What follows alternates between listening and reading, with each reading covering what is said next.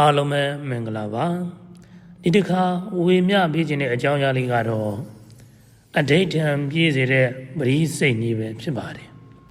ကဲအားတော့စလိုက်ကြအောင်ကိုယ်ရဲ့အတွေ့အကြုံရဖြစ်ခြင်းစိတ်သာပြင်းပြမယ်ဆိုရင်အဋိဋ္ဌံရဲ့အစွမ်းဟာတကယ်ကိုအံ့ဩဖို့ကောင်းပါတယ်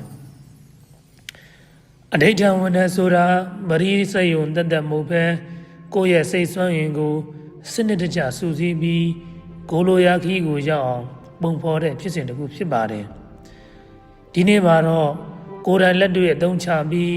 တကယ်ပြည့်ခဲ့ရတဲ့အဋိဋ္ဌံဝင်ဒီလေးကိုပြန်လည်မျှဝေပေးခြင်းပါတယ်အဋိဋ္ဌံအောင်မြင်စေမဲ့အဓိကအချက်၅ချက်ရှိပါတယ်နံပါတ်1ကိုယ်တကယ်ဖြစ်ခြင်းတဲ့အရာကိုတည်တည်ချာချာသတ်မှတ်ပါ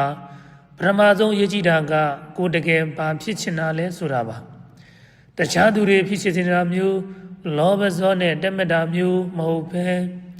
မိမိဘဝတဲ့တကယ်လိုအပ်တဲ့ဆန္ဒကိုစာပေါ်မှာချရေးပါစာနဲ့ရေးချလိုက်ခြင်းကစိတ်ကိုပုံမခိုင်မာစေပါတယ်ဖြစ်ရတဲ့အများကြီးရတာမျိုးမဟုတ်ဘဲ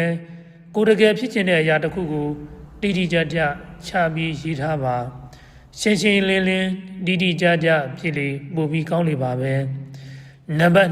2အချိန်နဲ့နေရာကိုအလေးနဲ့ထားပါအဋိဋ္ဌံဝင်ဖို့ကတော့မနက်ခင်းအေယာနှုတ်စာအချိန်ကိုအကြံပြုချင်ပါတယ်အဲ့ဒီအချိန်ကအစိတ်ကြီးလင်းဆုံးအချိန်ဖြစ်တယ်လို့စွန့်ရံအကောင်းဆုံးအချိန်လည်းဖြစ်လို့ပါ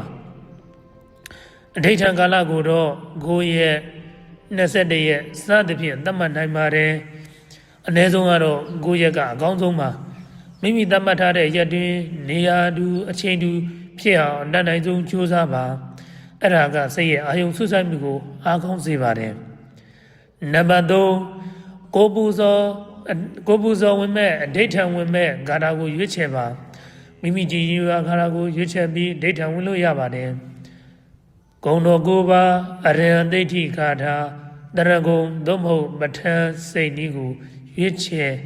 လို့ရပါတယ်အဓိကဘယ်ဂါထာကိုပဲဖြစ်ဖြစ်ရွတ်ဖတ်ပြီးပရိစိတ်နေတဲ့အချိန်ကမှစိတ်ကတည်ငြိမ်နေမှုဖြစ်ပါတယ်နံပါတ်4စိတ်ကိုအရင်ဆုံးတတ်စင်မှာအဋိဋ္ဌံမစခင်မှာကိုယ်လက်တတ်စရာမှာဖြစ်ပြီးစိတ်ကိုလည်းတတ်စရာမှာဖြစ်ပါတယ်စိတ်ကိုတတ်စင်ဖို့အတွက်၅ပါးသီလစောင့်တည်ပါကံချီကြော့ပါအထုသဖြင့်မိဘနဲ့ခင်မွန်းကြီး10ပါးကိုတောင်းပန်ကြော့ပြီးမှစတင်တာကအဟံဓာတွေကိုပယ်ရှားပြီးမှဖြစ်ပါတယ်မေတ္တာတော်ယူပြီးကိုယ့်ရဲ့အဆောင်ရှောင်းနှတ်တွေနဲ့မထမ်းဆက်ရှိသူအလုံးကို